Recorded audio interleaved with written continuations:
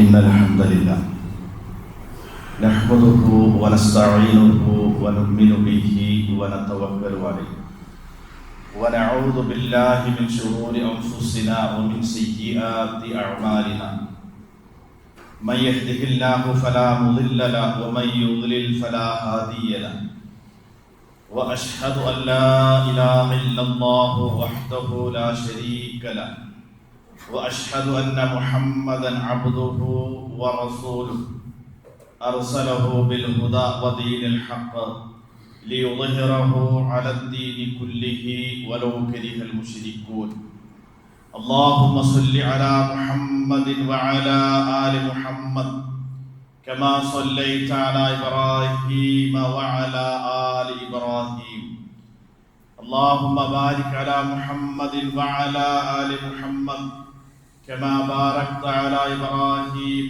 وعلى آل إبراهيم إنك حميد مجيد أما بعد فإن خير الكلام كلام الله وخير الهدي هدي محمد صلى الله عليه وسلم وشر الأمور محدثاتها وكل محدثة بدعة وكل بدعة ضلالة وكل ضلالة في النار أعوذ بالله من الشيطان الرجيم بسم الله الرحمن الرحيم يا أيها الذين آمنوا اتقوا الله حق تقاته ولا تموتن إلا وأنتم مسلمون يا أيها الناس اتقوا ربكم الذي خلقكم من نفس واحدة وخلق منها زوجها وبث منهما رجالا كثيرا ونساء واتقوا الله الذي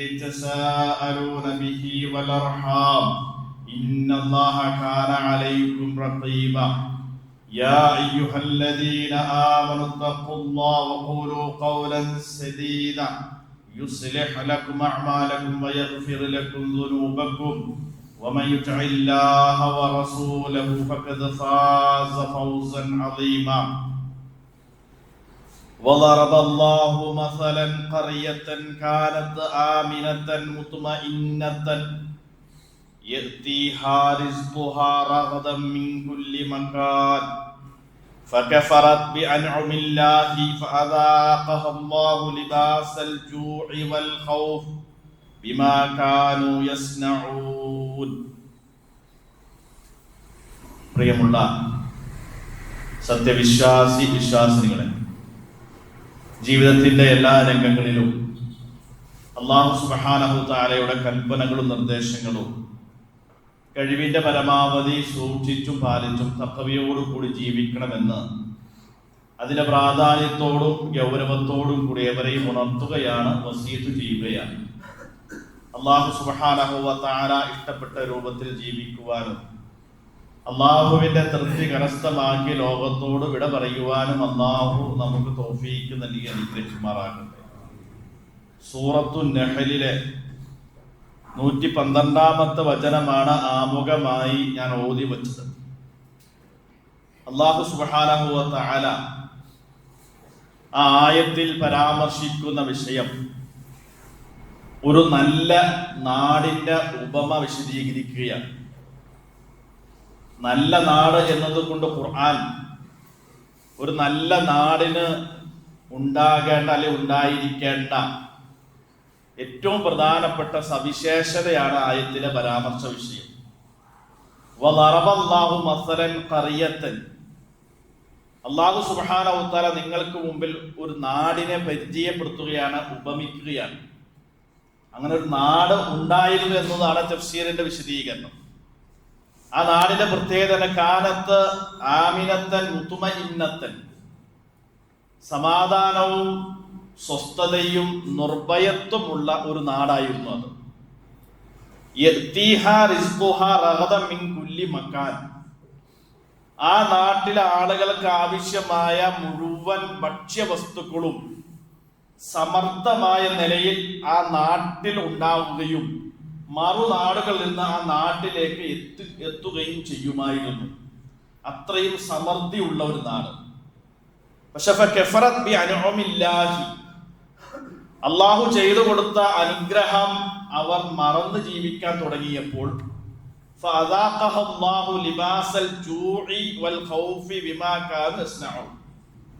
അവരുടെ പ്രവർത്തനത്തിന്റെ അനന്തര ഫലമായി ദാരിദ്ര്യത്തിന്റെയും ഭയത്തിന്റെയും വസ്ത്രങ്ങൾ അള്ളാഹു അവരെ അണിയിപ്പിച്ചു എന്നാണ്. എത്ര കൃത്യമാണ് അള്ളാഹുവിന്റെ വിശദീകരണം നോക്കൂ. അപ്പൊ ഒരു നല്ല നാടിന് ഉണ്ടാകേണ്ട ഏറ്റവും വലിയൊരു ഗുണം, ഒരു സൗഭാഗ്യം എന്താണ്? ഒരു നല്ല നാടിന്റെ സൗഭാഗ്യം നിർഭയത്വമുള്ള ഒരു അന്തരീക്ഷമുള്ളതാണ് ഏറ്റവും നല്ല നാട് എന്നാണ്.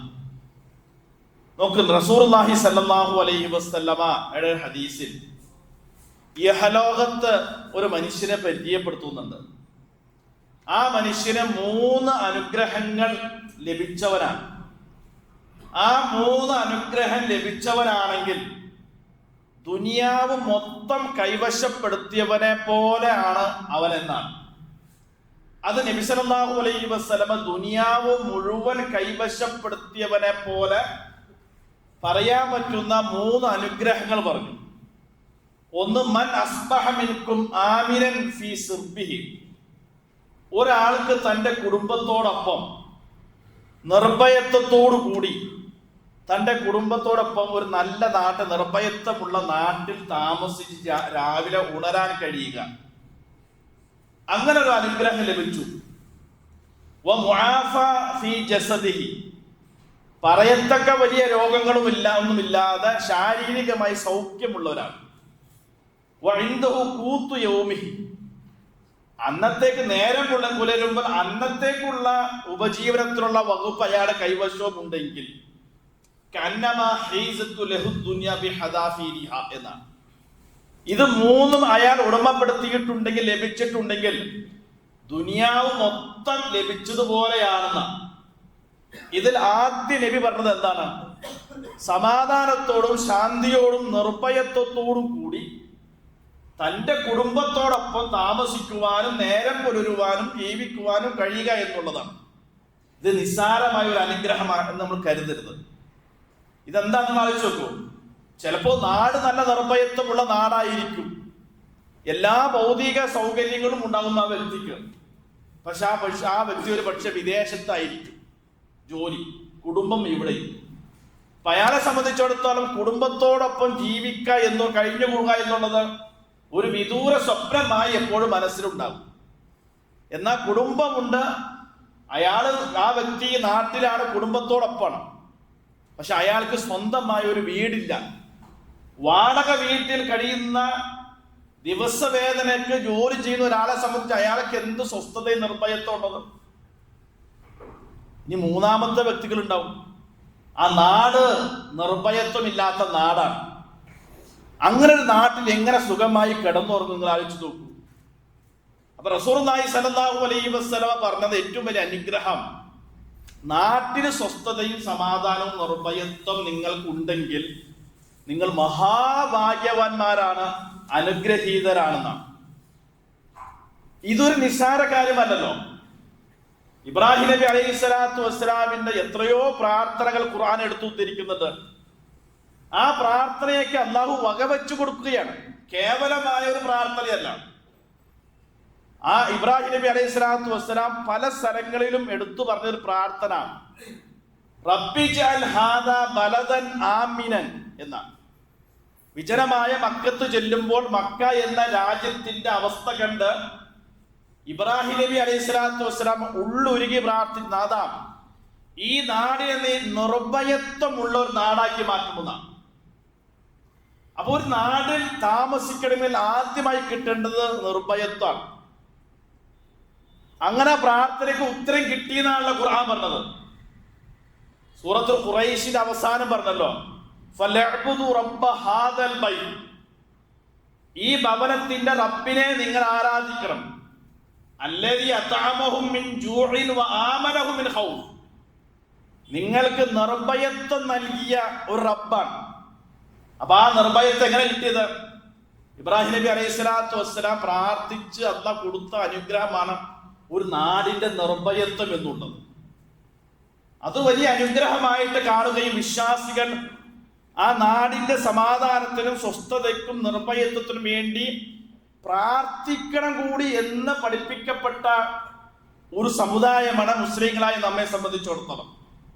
ഞാൻ പറഞ്ഞത് എന്താണെന്നോ, ഈ പറഞ്ഞതാണ് ഏറ്റവും വലിയൊരു അനുഗ്രഹം. ഇപ്പൊ നമുക്ക് ചിലപ്പോൾ ഒരു പക്ഷെ അംഗീകരിക്കാൻ സാധിച്ചില്ലെങ്കിലും, മനസ്സനുവദിക്കുന്നില്ലെങ്കിലും ഒരു വസ്തുതയുണ്ട്.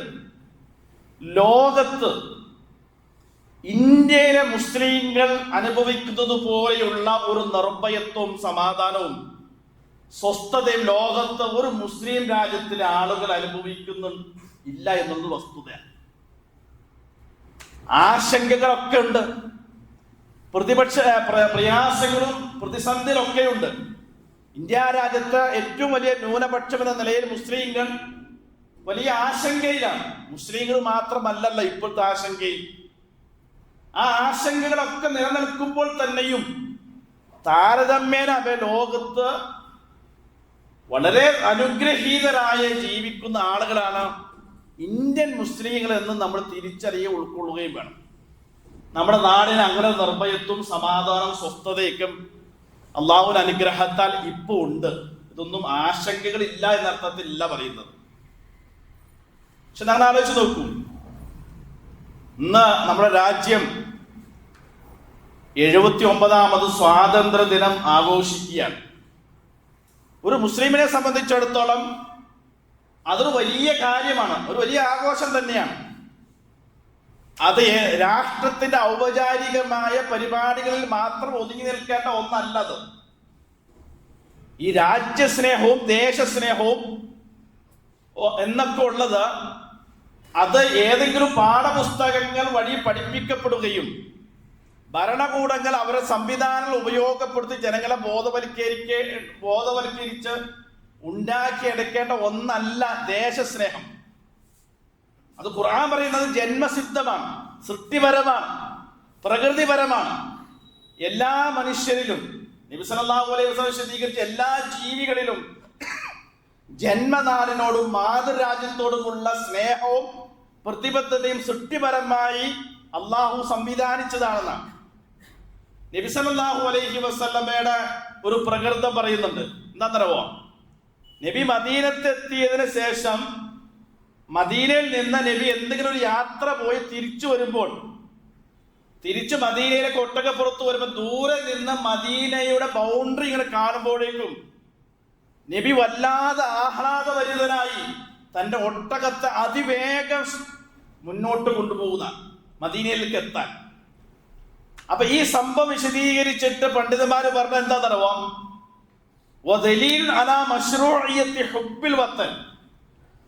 ഇതൊരു അവനവന്റെ നാടിനോടുള്ള സ്നേഹത്തിന്റെ അടയാളമാണെന്നാണ്.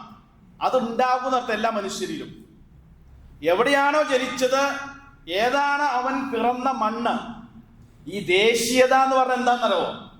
പിറന്ന മണ്ണിനോടുള്ള സ്നേഹത്തിന്റെ ആ വികാരത്തിന് പറയുന്ന പേരാണ് ദേശീയത എന്നുള്ളത്.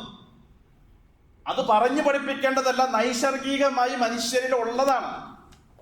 നിങ്ങൾ ആലോചിച്ച് നോക്കൂ, എല്ലാ പ്രവാചകന്മാരോടും ശത്രുക്കൾ അവരെ പറഞ്ഞ് ഭയപ്പെടുത്തിയ ഒരു സംഗതി എന്താണെന്നറിയോ? ആ സംഗതി മുഫസ്സിറുകൾ പറയാണ്, പ്രവാചകന്മാരുടെ വലിയൊരു വികാരവും ഒരു ദൗർബല്യവുമായിരുന്നു. എന്താ? അത് പ്രവാചകന്മാർക്ക് മാത്രമല്ല, ഈ പ്രവാചകന്മാരുടെ ശത്രുക്കൾ പറഞ്ഞ, നിങ്ങൾ ഈ നാട്ടിൽ ഈ പറഞ്ഞ ആദർശവുമായൊക്കെ പോയി കഴിഞ്ഞാൽ നിങ്ങൾ ആദ്യം ഞങ്ങൾ ചെയ്യുക എന്താണ്? ഈ നാട്ടിൽ നിന്ന് പുറത്താക്കുക. എന്തിനാ അങ്ങനെ പറഞ്ഞ ഭീഷണിപ്പെടുത്തിയത്? നാട്ടിൽ നിന്ന് പുറത്താക്കുക എന്നുള്ളത് അതൊരു മനുഷ്യനെ സംബന്ധിച്ചിട്ട് ഉൾക്കൊള്ളാൻ കഴിയില്ല. അതുകൊണ്ടാണ് അത് പറഞ്ഞ് ഭയപ്പെടുത്തിയെന്ന പ്രവാചകന്മാരെ പോലും. അത് കഴിഞ്ഞിട്ടാണ് നിങ്ങളെ കൊല്ലൂ എന്നൊക്കെ പറഞ്ഞത്. അപ്പൊ അത് സ്വന്തം നാട് നബി സല്ലല്ലാഹു അലൈഹി വസല്ലമ പ്രവാചകനായി വന്ന് അവസാന ഖദീജ ബീവി റളിയല്ലാഹു അൻഹ വറക്കത്ത് ബിൻ നൗഫൽ എന്ന അവരുടെ എളാപ്പയുടെ അടുത്ത് കൊണ്ടുപോയി നബിയെ പരിചയപ്പെടുത്തുന്നുണ്ടല്ലോ. അപ്പൊ ഈ വറക്കത്ത് ബിൻ നൗഫൽ പറയുന്നുണ്ട്, മുഹമ്മദ് നിന്നെ ഈ ജനത ഇവിടെ നിന്ന് പുറത്താക്കും എന്നാണ്. അപ്പൊ നബി തിരിച്ചു ചോദിക്കേണ്ട, അവ മുഖ്രിജിയഹും, ഈ മക്കാർ എന്നെ പുറത്താക്കുമോ എന്നാണ്. എന്താ കാരണം? അൽ അമീൻ എന്ന് നീട്ടി വിളിച്ചവരാണ് ആ മക്കാര് നബിയെ. അപ്പൊ നബിക്ക് ഒരു ഉൾക്കൊള്ളാൻ പറ്റുന്നത് ഈ നാട് എന്നെ പുറത്താക്കുമെന്നാണ്. അപ്പൊ പറഞ്ഞു, നിന്നെ മാത്രം മുമ്പ് വന്നവരൊക്കെയും പുറത്താക്കപ്പെട്ടിട്ടുണ്ടെന്നാ. അപ്പൊ നോക്കൂ, അതെന്താ? എല്ലാ മനുഷ്യരുടെയും ആത്യന്തികമായ ഒരു വികാരമാണ് സ്വന്തം നാടിനോടുള്ള വികാരം എന്ന്. അത് ഏതെങ്കിലും അളവുകോല് വെച്ചുകൊണ്ട് പരിശോധിക്കേണ്ടതോ അല്ലെങ്കിൽ ഏതെങ്കിലും ഭരണകൂട സംവിധാനങ്ങൾ കൊടുക്കേണ്ട സർട്ടിഫിക്കറ്റ് അടിസ്ഥാനത്തിലല്ല ഒരാളുടെയും എന്ത് ചെയ്യാൻ പാടില്ല. ദേശസ്നേഹവും മാതൃരാജ്യത്തോടും ജന്മനാടിലുള്ള സ്നേഹവും അളക്കൽ വെക്കും. നബി സല്ലല്ലാഹു അലൈഹി വസല്ലം നടത്തിയൊരു പ്രാർത്ഥന ഉണ്ടല്ലോ മദീനത്ത് എത്തിയപ്പോൾ, അല്ലാഹുമ്മ ഹബ്ബിബ് ഇലൈനൽ മദീനത കഹുബ്ബിന ബിമക്കത ഔ അശദ്. അതാ ഞങ്ങൾ മദീനയിൽ എത്തിയിരിക്കുകയാണ്. ഇപ്പൊ ഞങ്ങളുടെ നാട് ഇതാണ്. അതുകൊണ്ട് ഞങ്ങൾ മക്കയെ എങ്ങനെയാണോ സ്നേഹിച്ചത് അതുപോലെ മദീനയെ സ്നേഹിക്കുവാനുള്ള മനസ്സ് ഞങ്ങൾക്ക് നൽകണമെന്നാണ്. അപ്പൊ ആ നാടിനെ മാനസികമായി അവർ ഉൾക്കൊള്ളാൻ തയ്യാറാകുകയാണ്. അപ്പോഴും അവരുടെ മനസ്സിൽ മക്ക എന്ന വികാരമുണ്ട്. അത് സ്വാഭാവികമാണല്ലോ. ഇടയ്ക്കിടയ്ക്ക് അബൂബക്കർ സിദ്ദീഖും കൂട്ടുകാരിങ്ങനെ കൂടിയിരുന്നിട്ട് ഇങ്ങനെ ഓർത്ത് കരയുന്ന, എപ്പോഴാണ് നമുക്ക് മക്കയിലൊക്കെ പോയി ആ മലഞ്ചെരുവിലൊക്കെ ഇങ്ങനെ ഇരിക്കുക എന്നിങ്ങനെ ഓർക്കുന്ന. അത് എന്തിനാ ഓർക്കുന്നത്? അതാ ഞാൻ പറഞ്ഞത്, അത് പ്രകൃതിപരമാണ്, മനുഷ്യരിലുള്ള സംഗതിയാണ്. അപ്പൊ ഈ നാട്ടിൽ ചെല്ലുമ്പോൾ നബി സല്ലല്ലാഹു അലൈഹി വസല്ലം ആവശ്യപ്പെട്ട ഈ നാട് ഞങ്ങൾക്ക് പ്രിയപ്പെട്ടതാക്കി തരണമെന്നാണ്. അതുകൊണ്ട് നമ്മൾ തിരിച്ചറിയേണ്ട സംഗതി, ഈ നാടിന്റെ നിർഭയത്വം എന്നുള്ളതും നാടിന്റെ സ്വാതന്ത്ര്യം എന്നുള്ളതും, നമ്മുടെ ഇന്ത്യ രാജ്യത്തിന്റെ സ്വാതന്ത്ര്യ പ്രത്യേകത ഉണ്ട്. ലോകത്ത് നടന്ന പല ഈ സ്വാതന്ത്ര്യ സമര പോരാട്ടം എടുത്ത് പരിശോധിച്ചാൽ അവിടേക്ക് ഏതെങ്കിലും ഒരു നേതാവിന്റെ മുമ്പിൽ നിന്ന് അയാൾ പടം നയിച്ച് നേടിയെടുത്തതാണ്. ഇന്ത്യ രാജ്യത്തിന് നമുക്കൊരു രാഷ്ട്രപിതാവുണ്ടെങ്കിലും ഇന്ത്യൻ സ്വാതന്ത്ര്യ സമരം ഇന്ത്യൻ ജനങ്ങൾ ഒന്നായി നയിച്ചതാണ്. ഒന്നായി നയിച്ച് നേടിയെടുത്ത്, അതുകൊണ്ടാണ് ഇതിന് വികാരമുള്ളത്.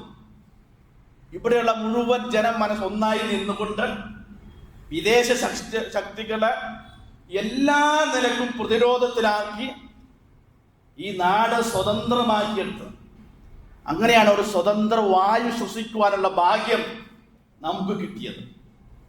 ഇത് നിസ്സാര സംഗതിയായി മാറരുത്. നമ്മുടെ പൂർവികരായ ആളുകൾ ജീവൻ പോലും ബലി കഴിപ്പിച്ച് നേടിയെടുത്ത ചരിത്രങ്ങൾ നമുക്ക് എല്ലാവർക്കും അറിയാവുന്നതാണ്. ആ ചരിത്രങ്ങൾക്ക് മറന്നുകൊണ്ട് പോകുന്ന അല്ലെങ്കിൽ മറക്കാൻ നിർബന്ധിക്കപ്പെടുന്ന സാഹചര്യത്തിലാണ്. ഈ സാഹചര്യത്തിൽ ചരിത്രങ്ങൾ ഓർത്തെടുക്കലാണ് നമ്മുടെ ശക്തി. ആരെല്ലാം മറക്കാൻ പറഞ്ഞാലും ശരി, ഒരിക്കലും നമ്മൾ മറന്നു പോകാൻ പാടില്ലാത്ത നമ്മുടെ ഓർമ്മ ശക്തി കൊണ്ട് ഓർത്തെടുത്തുകൊണ്ട് വീണ്ടും നമുക്ക് ഊർജം തരണം. എന്ത്? ഇന്ത്യൻ സ്വാതന്ത്ര്യ സമരത്തിന്റെ പോരാട്ടത്തിന്റെ വിപ്ലവ ചരിത്രങ്ങൾ. അപ്പോഴാണ് ഈ രാജ്യത്തോട് നമുക്ക് കൂടുതൽ സ്നേഹവും ഉണ്ടാകേണ്ടത്. അത് മതപരമായ ഒരു ബാധ്യതയാണ്. അല്ലെങ്കിൽ ഏതെങ്കിലും ഒരാളെ നിങ്ങൾ അങ്ങോട്ട് പൊക്കോ ഇങ്ങോട്ട് പൊക്കോ എന്ന് പറയുമ്പോൾ വികാരം തിളയ്ക്കേണ്ടവരല്ല നമ്മൾ. നമ്മൾ എങ്ങോട്ട് പോകാനാണ്? ഇന്ത്യ ഇന്ത്യക്കാരുടേതാണ്. അതാണ് അതിന്റെ ആശയം. നമ്മൾ ഇന്ത്യയിലാണ് വെച്ചെങ്കിൽ ഇന്ത്യ നമ്മുടേത് എല്ലാവരുടെയുമാണ്. അപ്പൊ ആരെങ്കിലുമൊക്കെ അങ്ങനെ പറയുന്നുണ്ടെങ്കിൽ അതിന്റെ പിന്നാലെ പോയി പിന്നെ നമ്മുടെ ദേശസ്നേഹവും ദേശക്കുറും തെളിയിക്കേണ്ട ബാധ്യതയൊന്നും നമുക്കില്ല. പക്ഷെ അങ്ങനെ ഗതികേട് മുസ്ലിങ്ങൾക്ക് വരികയാണ്. ആ ഗതികേടിലേക്ക് ചില ആശങ്കകളൊക്കെ ഉണ്ടെങ്കിലും ശരി, പക്ഷെ നമ്മൾ എല്ലാവരെയും അങ്ങനെ മുദ്ര കുത്തി കാണേണ്ടതില്ല. ഈ രാജ്യത്ത് മഹാഭൂരിഭാഗം ആളുകളും ഈ രാജ്യത്തിന് ഒരു രൂപഘടനയുണ്ട്. നമ്മൾ പറയുന്ന ജനാധിപത്യവും മതേതരത്വവും ഒക്കെ ഉണ്ട് ഈ രാജ്യത്തിന്. അത് നിലനിൽക്കണമെന്ന് ആഗ്രഹിക്കുന്നവരാണ് ഈ രാജ്യത്ത് മഹാഭൂരിഭാഗം ആളുകളും. അത് മുസ്ലിങ്ങൾ മാത്രമല്ലല്ലോ. അതുപോലെ ഈ രാജ്യത്തിന്റെ ജനങ്ങൾക്ക് നീതി ലഭിക്കണം. അവിടെയും ഒരു ഇന്ത്യക്കാരൻ നിലയിൽ നമുക്ക് പറയാനുണ്ടെന്നത്, ഈ രാജ്യത്ത് ഇന്ത്യ രാജ്യത്ത് പൗരന് നീതി ലഭിക്കേണ്ടത് മുസ്ലിമിന് ഖുർആന്റെ അടിസ്ഥാനത്തിലാണോ? ഒരു ഹൈന്ദവ സഹോദരന്റെ ഗീതയുടെ അടിസ്ഥാനത്തിലാണോ? ഒരു ക്രൈസ്തവ സഹോദരന് നീതി കിട്ടേണ്ടത് ബൈബിളിന്റെ അടിസ്ഥാനത്തിലാണോ? അല്ല, ഇന്ത്യൻ ഭരണഘടനയുടെ അടിസ്ഥാനത്തിലാണ് നീതി ലഭിക്കേണ്ടത്. അവിടെയാണ്. ഇന്ത്യൻ ഭരണഘടന അടിസ്ഥാനത്തിൽ രാജ്യത്തെ എല്ലാവർക്കും നീതി ലഭിച്ചുകൊണ്ട് നീതി ലഭിക്കാൻ വൈകുന്നത് പോലും നീതി നിഷേധത്തിന് തുല്യമാണെന്ന് വിശ്വസിക്കുന്നവരാണ് ഇന്ത്യയിലെ ആളുകൾ. അപ്പൊ ഇതൊക്കെ നമ്മൾ ഓർത്തെടുക്കുകയും ഓരോ സ്വാതന്ത്ര്യ ദിനങ്ങൾ വരുമ്പോൾ നമ്മുടെ ചരിത്രം ഉൾക്കൊണ്ടുകൊണ്ട് നമ്മുടെ ഈ രാജ്യത്തിന്റെ എങ്ങനെയാണ് ഈ രാജ്യത്തിന്റെ സ്നേഹം നമ്മൾ പ്രകടിപ്പിക്കുക. നമ്മളൊക്കെ ഈ രാജ്യത്തിന്റെ പാസ്പോർട്ട് ഉപയോഗിക്കുന്നവരാണ്, ഇവിടുത്തെ ലൈസൻസ് ഉപയോഗിക്കുന്നവരാണ്, എല്ലാ രേഖകളും ഉപയോഗിക്കുന്നത്. അതിൻ്റെയൊക്കെ അർത്ഥം എന്താ? ഈ രാജ്യത്തിന്റെ മുഴുവൻ നിയമങ്ങളും പാലിക്കാൻ ഞാൻ ബാധ്യസ്ഥനാണെന്നും ഈ രാജ്യത്തിന്റെ നന്മയ്ക്കും പുരോഗതിക്കും ഞാൻ പൂർണ്ണമായി സഹകരിക്കുമെന്നും ഈ രാജ്യത്തിന്റെ സുരക്ഷയ്ക്കോ ഈ രാജ്യത്തിന്റെ ഐക്യത്തിനോ കോട്ടം വരുത്തുന്ന ഒരു പ്രവൃത്തിയിലോ ഞാൻ ഇടപെടുകയില്ല എന്നുമുള്ള കരാറാണ് അതൊക്കെ. അപ്പൊ ഈ രാജ്യത്തിന് ഏതെല്ലാം ഖുർആൻ പറഞ്ഞ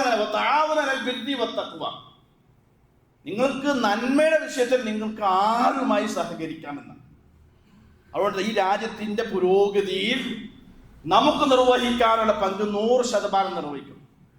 ഈ രാജ്യത്തിന്റെ സുരക്ഷയ്ക്കോ ഈ രാജ്യം നിലനിൽക്കുന്ന ഐക്യത്തിനോ കേട് സംഭവിക്കുന്ന ഒരു പ്രവൃത്തിയിലും വാക്കുകൊണ്ടോ സംസാരം കൊണ്ടോ മറ്റ് എഴുത്തുകൊണ്ടോ നമ്മളായി കോട്ടം വരുത്തരുത്. കാരണം എന്താണ്? ഈ രാജ്യത്ത് ശാന്തിയും സമാധാനവും സ്വസ്ഥതയും നിർഭയത്വം നിലനിൽക്കണം എന്നുള്ളതാണ്. അങ്ങനെ രാജ്യത്തിന്റെ ഒരു നല്ല പൗരന്മാരായി മാറാൻ, ഒരു നല്ല മുസ്ലിമായി മാറാൻ നമുക്ക് കഴിയുമ്പോഴാണ് ഒരു യഥാർത്ഥ വിശ്വാസി എന്ന് വിശുദ്ധ ഖുർആൻ വരച്ചു കാണിച്ചതുപോലെ ജീവിക്കാൻ കഴിയുള്ളൂ. മുസ്ലിങ്ങൾ എന്ന നിലയിൽ നമുക്ക് പ്രധാനപ്പെട്ട 2 ബാധ്യത ഇന്ത്യ രാജ്യം നിർവഹിക്കാനുള്ളൂ. ഒന്ന്, ഒരു മുസ്ലിം എന്ന നിലയിൽ മതപരമായി അനുഷ്ഠിക്കാൻ പറഞ്ഞ കാര്യങ്ങൾ അനുഷ്ഠിച്ചുകൊണ്ട് മുസ്ലിമായി ജീവിക്കുക, അതൊന്ന്. രണ്ടാമത് എന്താ? ഈ ദീനിന്റെ സത്യസന്ദേശം ഇവിടെയുള്ള നിയമങ്ങൾ അനുശാസിക്കുന്നത് പോലെയുള്ള മാർഗങ്ങൾ ഉപയോഗപ്പെടുത്തിയിട്ട് പ്രബോധനം ചെയ്യാൻ. അത് നമുക്ക് ലഭിച്ച സ്വാതന്ത്ര്യമാണ്. എന്തെങ്കിലും തടസ്സങ്ങൾ ഉണ്ടെങ്കിൽ അത് വ്യക്തിപരമായി കൈകാര്യം ചെയ്യാൻ നിയമങ്ങൾ കയ്യിലെടുക്കാതെയോ ആരോഗ്യപരമായ മാർഗത്തിലൂടെ നിയമ സംവിധാനങ്ങൾ ഉപയോഗപ്പെടുത്തി മാത്രം അതിനെ സമീപിക്കുക എന്നതാണ് മുസ്ലിമിനെ സംബന്ധിച്ചിടത്തോളം. എന്തെങ്കിലുമൊക്കെ സംഭവിക്കുമ്പോൾ അത് നിയമവാഴ്ചയുടെ കുറവാണെന്ന് മനസ്സിലാക്കി നിയമവാഴ്ചയും ഭരണകൂടത്തെയും ഭരണ സംവിധാനങ്ങളെ ശക്തിപ്പെടുത്തുവാനുള്ള മാർഗങ്ങളിലേക്കാണ് ഒരു മുസ്ലിം ചിന്തിക്കേണ്ടത്. അതല്ലാത്ത വൈകാരികത, ദേശീയത എന്ന് പറയുമ്പോഴൊക്കെ ഒരു അന്ധമായ വികാരം കൊണ്ട് നടക്കേണ്ടതില്ല എന്നർത്ഥം. അത് അന്ധമായ വികാരമല്ല. പിന്നെയോ അത് അതിന്റെ വസ്തുത മനസ്സിലാക്കണം. ആര് നന്മ ചെയ്താലും ആരുടെ പക്ഷത്താണ് നന്മ, ആരുടെ പക്ഷത്താണ് നീതി, അവിടെ നിലനിൽക്കാൻ കഴിയണം. തെറ്റ് തെറ്റാണെന്ന് പറയുവാനും ആ തെറ്റിനെതിരെ പ്രതികരിക്കുവാനുമുള്ള കരുത്തു നമുക്കുണ്ടായിരിക്കണം. ഒരു രാഷ്ട്രത്തിന്റെ പുനർനിർമ്മാണ പ്രക്രിയയിൽ 100% പങ്കാളികളായി മാറുവാനും യഥാർത്ഥ മുസ്ലിമായി മാറുവാനും യഥാർത്ഥ ഇന്ത്യൻ പൗരനായി മാറുവാനും നമുക്ക് കഴിയേണ്ടതുണ്ട്. അല്ലാഹു സുബ്ഹാനഹു വ തആല നമുക്ക് തൗഫീഖ് നൽകി അനുഗ്രഹിക്കുമാറാകട്ടെ.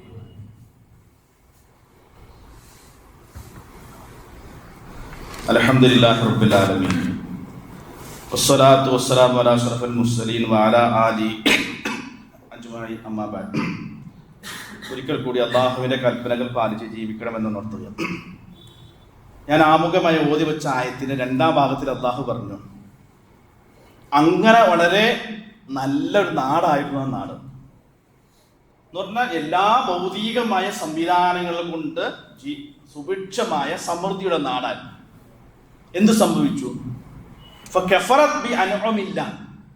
അള്ളാഹു ഇവർക്ക് നൽകിയ ഈ വലിയ അനുഗ്രഹം ഇവർ മറന്നു കളഞ്ഞു. അങ്ങനെയാണല്ലോ. നമ്മള് 10-60-70 വർഷം ഈ രാജ്യം ഭരിച്ചപ്പോൾ അന്ന് ഈ മതേതരത്വം ജനാധിപത്യത്തിൻ്റെ ഒക്കെയും അതിൻ്റെ എല്ലാ സൽഫലങ്ങളും ആവോളം അനുഭവിച്ചവരാണ് ഇന്ത്യൻ മുസ്ലിങ്ങൾ. ഇപ്പോഴാണ് നമുക്ക് ഇതൊക്കെ ഇത്ര പ്രധാനപ്പെട്ട സംഗതിയാണെന്ന് ഇപ്പോഴാണ് ഇത് ബോധ്യപ്പെടുന്നത്. നമ്മൾ അതിൻ്റെ കൂടെ ഇങ്ങനെ നടക്കരുത്, പ്രത്യേകിച്ച് പരിക്കളൊന്നും പറ്റാതെ. പക്ഷെ അത് മറന്നു പോയപ്പോൾ ഈ പറഞ്ഞ സംഗതി നഷ്ടപ്പെട്ട പിന്നീട് വരാനുള്ളത് ഭയവും ദാരിദ്ര്യവുമായിരിക്കും. നിർഭയത്വം പോകും. ഭയം മനസ്സിൽ കയറിയാലോ നമ്മുടെ ജീവിതത്തിൻ്റെ സ്വസ്ഥത നഷ്ടപ്പെടും. കൂടെ ദാരിദ്ര്യം വന്നാലോ ബിമാ കാനൂ യസ്നഊൻ, അള്ളാഹു പറഞ്ഞു നിങ്ങൾ അതൊക്കെ നിങ്ങൾ സ്വന്തം സമ്പാദിക്കുന്നതാണ്. ഏത് നിർഭയത്വം എന്നുള്ള അള്ളാഹ് നിങ്ങൾക്ക് നൽകിയതാണ്. അത് കളഞ്ഞു കുളിച്ചത് നിങ്ങളാണ്. കളഞ്ഞു കുളിച്ചാൽ നിങ്ങൾ ഇത് അനുഭവിക്കേണ്ടി വരുമെന്നാണ്. ഈ സ്വാതന്ത്ര്യമൊക്കെ ഉണ്ടല്ലോ, ഈ സ്വാതന്ത്ര്യ നിർഭയത്വം അത് ഇല്ലാത്ത സാഹചര്യങ്ങൾ വരുമ്പോൾ അതിൻ്റെ വില അറിയുള്ളൂ എന്നർത്ഥം. അപ്പൊ നമ്മൾ ഇതൊക്കെ പറയുമ്പോൾ നമ്മളൊക്കെ എത്ര അനുഗ്രഹീതരാണ്. നമ്മൾ ഇപ്പോൾ കേൾക്കാൻ താല്പര്യപ്പെടാത്ത ചില വാർത്തകളുണ്ടല്ലോ. ലോകത്ത് ഇന്നും ഈ പറഞ്ഞ അനുഗ്രഹത്തിൻ്റെ ഒരു അംശം പോലും ഉപയോഗിക്കാൻ കഴിയാത്ത ഒരു ജനത ലോകത്തുണ്ട്. ഫലസ്തീനിലെ ഗസയിലെ മുസ്ലിം സമൂഹം. എന്താണ് അവിടുത്തെ അവസ്ഥ? എന്ത് സ്വാതന്ത്ര്യം, എന്ത് നിർഭയത്വം, എന്ത് സമാധാനം. പട്ടിണികൾ കൊണ്ട് ആളുകൾ മരിച്ചു വീഴിയ കുട്ടികൾ, അവർ ഭാഗ്യവാന്മാരാണ് അള്ളാഹുവിൻ്റെ മുമ്പിൽ. നമ്മളും നിൽക്കും, അവരും നിൽക്കും. റബ്ബിൽ ആലമീൻ, നമ്മളും വരും അവരും വരും അല്ലാഹുവിൻ്റെ മുമ്പിൽ. നബി പറഞ്ഞല്ലോ, ഇവിടെ വയറ് നിറഞ്ഞവൻ പരലോകത്ത് വിശക്കേണ്ടി വരുമെന്നാണ്. അത് വസ്തുത. ഇവിടെ സുഖിച്ചവൻ പരലോകത്ത് ദുഃഖിക്കേണ്ടി വരും. ഇവിടെ സുഖം അവിടെ സുഖം, അതുണ്ടാവൂല. അപ്പൊ അനീതിയാവൂലേ? അവിടെയാണ് അവർ രക്ഷപ്പെടുക. ഒരു കണക്കിന് ആ മരണപ്പെട്ടു പോയ ആളുകൾ ഭാഗ്യവാന്മാരാണ് അള്ളാഹുവിൻ്റെ മുമ്പിൽ. നമ്മൾ ഈ സൂചിച്ചാൽ എത്ര വരെ സൂചിക്കാൻ പറ്റും? മാക്സിമം മരിക്കുന്നവരെയല്ലേ ഉള്ളൂ. അവർക്കും എത്ര സംഭവിച്ചിട്ടുള്ളൂ. പക്ഷെ നമ്മളിത് ഈ ഗസയിനെ കുറിച്ചൊക്കെ പറയുമ്പോഴും ആ വാർത്തകൾ കണ്ടും കേട്ടും ഒക്കെ നമ്മളിപ്പോൾ കാണാൻ താല്പര്യമില്ല. കാരണം നമ്മുടെ മനസ്സുകൾക്ക് പ്രയാസമുണ്ടാവും. പക്ഷെ ഏറെ വേദന എന്താണെന്നറിയോ? ഇതൊന്നും നമ്മുടെ ജീവിതത്തെ സ്വാധീനിക്കുന്നില്ല എന്നറിയാം. ഈ പറയുന്ന എനിക്കും നിങ്ങൾക്കൊന്നും ജീവിതത്തെ സ്വാധീനിക്കുന്നില്ല. നമ്മൾ കണ്ട് നിറവിടാന്നല്ലാതെ ഇതിന് ഏതെങ്കിലും ഒരു അംശം കണ്ടിട്ട് നമ്മുടെ ഏത് ഭൗതിക ജീവിതത്തെ സ്വാധീനിച്ചത്? നമ്മുടെ ജീവിത സുഭിക്ഷതയിൽ ഒരു കുറവ് വരുത്തിയിട്ടുണ്ടോ? ആർഭാടത്തിൽ കേരളത്തിലെ മുസ്ലിം സമൂഹത്തിലെ കല്യാണം എടുത്ത് പരിശോധിച്ചാൽ മതി. ഞാനും നിങ്ങളൊക്കെ പോകൂലോ, പോകാൻ ചിലപ്പോൾ നിർബന്ധിതരാകും. ഏതെങ്കിലും ഒരു ആള് പറയാം, ഗസയിലെ പട്ടിണി പാവങ്ങളെ ഓർത്ത് ഞാൻ എൻ്റെ മകൻ്റെ വിവാഹത്തിൽ ഇത്ര ആർഭാടമായ സംവിധാനം വേണ്ടാന്ന് തീരുമാനിച്ചിരിക്കുന്നുള്ളത് അതൊരു നിലപാടാണ്. ആ നിലപാട് എടുക്കാൻ കഴിയാത്ത കാലത്തോളം, നമ്മുടെ ജീവിത സുഭിക്ഷതയിലും ഭൗതിക സംവിധാനത്തിലും കുറവ് വരുത്താത്ത കാലത്തോളം നിങ്ങൾ ഗസക്ക് വേണ്ടി കരയുന്നത് വെറും വർത്തമാനമാണ്. വേലത്ത് പോയിട്ട് ഐക്യദാർഢ്യം പ്രകടിപ്പിച്ച് സിന്ദാബാദ് വിളിച്ച് തിരിച്ചു പോകാൻ നമ്മുടെ ഡൗട്ട് കഴിക്കുക. അതൊക്കെ വേണ്ടെന്നല്ല, നമ്മളെ സ്വാധീനിക്കാൻ കഴിയുന്നില്ല. അവിടെയാണ് പറയുന്ന വാക്കിന് സത്യസന്ധതയും ആത്മാർത്ഥ്യം ഉണ്ടാവുള്ളൂ.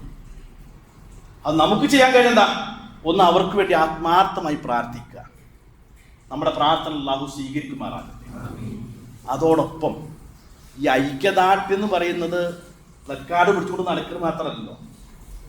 അവരോട് മാനസികവുമായി ഐക്യദാർഢ്യം പ്രകടിപ്പിക്കാൻ, സ്വീകരിക്കാൻ ധൈര്യമുണ്ടോ നമുക്ക് ജീവിതത്തിൽ? അതാണ് സത്യസന്ധത എന്ന് പറഞ്ഞാൽ. അവിടെയാണ് നമ്മൾ പരാജയപ്പെടുന്നത്, അവർ വിജയിക്കുന്നത്. അള്ളാഹു നമ്മെ കാത്തുരക്ഷിക്കുമാറാണ്. ആ പാവപ്പെട്ട ജനതയ്ക്ക് അള്ളാഹു രക്ഷയും സമാധാനവും മോചനയും നിർഭയത്വം നൽകി അനുഗ്രഹിക്കുമാറാകട്ടെ. മരണപ്പെട്ടു പോയ ആളുകൾക്ക് അള്ളാഹു എല്ലാവർക്കും സ്വർഗം നൽകി അനുഗ്രഹിക്കുമാറാകട്ടെ. ശത്രുക്കളുടെ മുഴുവൻ കുതന്ത്രങ്ങൾ അള്ളാഹു പരാജയപ്പെടുത്തി ഇസ്ലാമിലെ മുസ്ലിം സമൂഹം അള്ളാഹു ഇസ്സത്ത് പ്രദാനം ചെയ്യുമാറാകട്ടെ. രോഗികളായി ആശുപത്രിയിലും വീടുകളിലും കഴിഞ്ഞുകൂടുന്ന സഹോദരി സഹോദരന്മാർക്ക് അള്ളാഹു പൂർണ്ണ ശിഫ നൽകി അനുഗ്രഹിക്കുമാറാകട്ടെ. മരണപ്പെട്ട ആളുകൾക്ക് അള്ളാഹു മഗ്ഫിറത്തും മർഹമത്തും നൽകി അനുഗ്രഹിക്കുമാറാകട്ടെ. നമ്മുടെ രാജ്യത്തിനും ശാന്തിയും സമാധാനവും സ്വസ്ഥതയും നിർഭയത്വവും നൽകി അനുഗ്രഹിക്കുമാറാകട്ടെ. اللهم اغفر للمؤمنين والمؤمنات والمسلمين والمسلمات الأحياء منهم والأموات إنك مجيب الدعوات يا قاضي الحاجات. اللهم أجرنا من النار، اللهم أجرنا من النار.